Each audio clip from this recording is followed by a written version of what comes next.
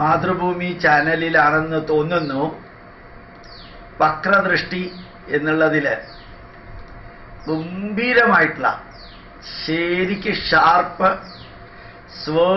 ഷാർപ്പായിട്ടുള്ളൊരു trawling വന്നിട്ടുണ്ട്.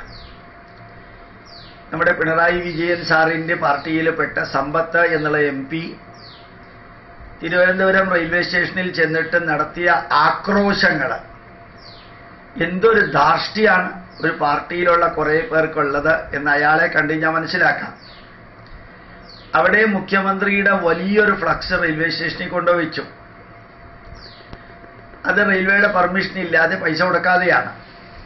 ആ പാർട്ടിയിൽപ്പെട്ടവർക്ക് എന്ത് വേണമെങ്കിലും എവിടെ വേണമെങ്കിലും ആരുടെ വീട്ടിൽ വരെയും കയറിയിട്ട് എന്ത് വേണമെങ്കിൽ ചെയ്യാമെന്നുള്ള ആ ധാർഷ്ട്യമാണ് ആ MP-യുടെ വാക്കുകളിലും പ്രവൃത്തിയിലും എല്ലാം മാതൃഭൂമി ഭംഗിയായിട്ട് വക്രദൃഷ്ടിയിലൂടെ കാണിച്ചത്. ആ റെയിൽവേ സ്റ്റേഷനിലെ ഡയറക്ടറെ ശരിക്ക് ചീത്ത പറയുന്നതും ഈവൻ കൈകാര്യം ചെയ്യാൻ പോകുന്നത് വരെയുള്ള കാഴ്ച ഇംഗ്ലീഷിലും മലയാളത്തിലും എന്തൊരു കസർത്തല അയാൾ കാണിച്ചത്. അതായത് ഒരു മനുഷ്യന്റെ ധാർഷ്ട്യം, ഒരു പാർട്ടി എങ്ങനെയാണ് ബംഗാളിലും ത്രിപുരയിലൊക്കെ ചത്തൊടുങ്ങിയത് എന്നുള്ളത്, ഏതിനെയാണോ ജീവിതം മുഴുവൻ എതിർത്തത് അതേ പാർട്ടിയുമായിട്ട് കിടക്ക പങ്കുവെക്കേണ്ട ഗതികേടിലേക്ക് എത്തിയതിൻ്റെ പുറകിലുള്ള ധാർഷ്ട്യമാണ് മാതൃഭൂമി ചാനലിലൂടെ കാണിച്ചത്. എന്നിട്ട് കേരള മുഖ്യമന്ത്രിയുടെ മഹത്വം വിവരിക്കുകയും അദ്ദേഹത്തിൻ്റെ ചിത്രമുള്ള ഫ്ലക്സ് റെയിൽവേയിൽ നിന്ന് മാറ്റുകയുമൊക്കെ ചെയ്തതിനെ ആക്രോശിച്ചപ്പോൾ റെയിൽവേയിലെ ഡയറക്ടർ യാതൊന്നും മിണ്ടാതെ ഇങ്ങനെ ഇരിക്കുന്നുണ്ടായിരുന്നു. പിന്നെ അതിൻ്റെ അവസാനം വരെ കാണിച്ചു. പക്ഷെ ഇയാളെ അങ്ങ് ട്രോൾ ചെയ്ത്, ഇയാൾ ഇംഗ്ലീഷിൽ സംസാരിക്കുന്നതും ഇയാൾ സീനിയർ MP ആണെന്ന് പറയുന്നതും പലതും കൂടി ചേർത്ത സിനിമയിലെ ഭാഗങ്ങളൊക്കെ കൂടി ചേർത്ത ദിലീപിൻ്റെയും പ്രകാശ് ആൽബർട്ട് രാജിൻ്റെയും എല്ലാം പീസുകൾ എടുത്ത്, അതുപോലെ തന്നെ നമ്മുടെ കുതിരവട്ടം പപ്പുവിൻ്റെയും ഇന്നസെന്റിൻ്റെയും എല്ലാം ഭാഗങ്ങളെടുത്ത് ഇങ്ങേരുടെ ആക്രോശത്തെ അങ്ങ് ചതച്ച അരച്ച കൊന്ന് കൊലവിളിച്ച് ചീഞ്ഞ് കുഴിച്ചു മൂടിയ വക്രദൃഷ്ടിയിലെ ട്രോളിംഗ് ഒന്ന് കാണേണ്ടിയിരുന്നു. അയാൾ തന്നെ കണ്ടാൽ മതി, അയാൾക്ക് മനസ്സിലാവും അയാളുടെ വേഷങ്ങളും ചവിട്ട് നാടകമൊക്കെ എങ്ങനെയായിരുന്നു എന്ന് മനസ്സിലാക്കാൻ സാധിക്കും. ഏതായാലും ഡയറക്ടർമാർ കാര്യമായിട്ടൊന്നും സംസാരിച്ചില്ലെന്ന് തോന്നുന്നു. ഒരാൾ എനിക്കൊരു മെസ്സേജ് അയച്ചു. അത് സത്യമാണോന്ന് അറിഞ്ഞൂടാ. അതിൻ്റെ കൂട്ടത്തിലാണ് ഇതും അയച്ചത്. ആ ഫ്ലക്സൊക്കെ വലിച്ചു കീറി ഒരു മൂലയ്ക്ക് വെച്ചിട്ടുണ്ട്.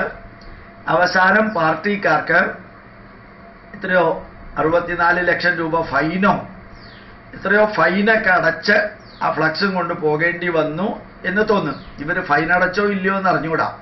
ഫൈൻ അടപ്പിക്കൽ മാത്രമാണല്ലോ ഇവരുടെ ജോലി. ധാർഷ്ട്യത്തിൻ്റെയും അഹങ്കാരത്തിൻ്റെയും മറ്റുള്ളവരെ അവഹേളിക്കുന്നതിൻ്റെയും ഒക്കെ പ്രതീകമായി തീർന്നിരിക്കുന്ന ഒരു പാർട്ടിയിലെ MP കാണിച്ചു കൂട്ടിയതെല്ലാം മാതൃഭൂമിയിൽ ട്രോളിംഗ് ആയിട്ട് വന്നപ്പോഴും വക്രദൃഷ്ടിയായിട്ട് വന്നപ്പോഴും അന്ത്യത്തിൽ അവർ റെയിൽവേക്ക് ഫൈൻ കൊടുത്ത് പോകേണ്ടി വന്നു എന്ന വരി അതെത്ര വിശ്വസനീയമാണെന്ന് അറിഞ്ഞൂടാ.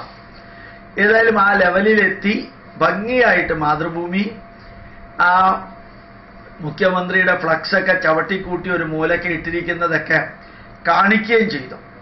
ഏതായാലും ട്രോളിംഗ് എന്നുള്ളൊരു സമ്പ്രദായം ഉള്ളതുകൊണ്ട് ശരിക്ക് ഇവിടെ ഓരോരുത്തരും നടത്തുന്ന ചവിട്ട് നാടകം അത് ഗംഭീരമായിട്ട് ജനങ്ങൾക്ക് ആസ്വദിക്കാൻ സാധിക്കുന്നുണ്ട്. നമ്മളൊക്കെ എന്തൊക്കെയോ ആണെന്നൊക്കെ ധരിച്ച്, പ്രത്യേകിച്ച് ബുദ്ധിജീവികളും ബുദ്ധി രാക്ഷസന്മാരും സൈലൻ്റായിട്ടിരിക്കുന്ന അവരുടെ ശവപ്പറമ്പായി തീരേണ്ട കേരളത്തിൽ അത്രയും ഗതികെട്ട ലെവലിലേക്ക് ബുദ്ധിജീവികൾ പോകുന്നതിനെ കുറിച്ചൊക്കെ, അത്രയും ഗതികെട്ട് നാറി പുഴുത്ത ലെവലിലേക്ക് ഇവിടുത്തെ ബുദ്ധിജീവികൾ പോയിക്കൊണ്ടിരിക്കുന്നതൊക്കെ ട്രോളിംഗ് എന്ന വജ്രായുധമില്ലായിരുന്നെങ്കിൽ എങ്ങനെയാ ഇവരെ കുറിച്ചൊക്കെ മനസ്സിലാക്കുക? നല്ല നല്ല എഴുത്തുകാരും നല്ല നല്ല സിനിമാ നിർമ്മാതാക്കളും നല്ല നല്ല സിനിമാ ഡയറക്ടർമാരും നല്ല അധ്യാപകരെന്നൊക്കെ വിചാരിച്ചിരുന്നവരൊക്കെ ഏതൊക്കെയോ പാർട്ടിക്ക് വേണ്ടി ബുദ്ധിയും ചിന്തയും വിവേകവുമൊക്കെ അടിയറ വെച്ച് ഈ കേരളത്തെ ഇത്രയും അധികം നശിപ്പിച്ചപ്പോൾ അവരൊക്കെ ട്രോളിംഗ് എന്ന വജ്രായുധം ഇല്ലായിരുന്നു എങ്കിൽ എങ്ങനെയാ നമുക്കൊന്ന് രക്ഷപ്പെടാൻ സാധിക്കുക? എങ്ങനെയാ പ്രതികരിക്കാൻ സാധിക്കുക?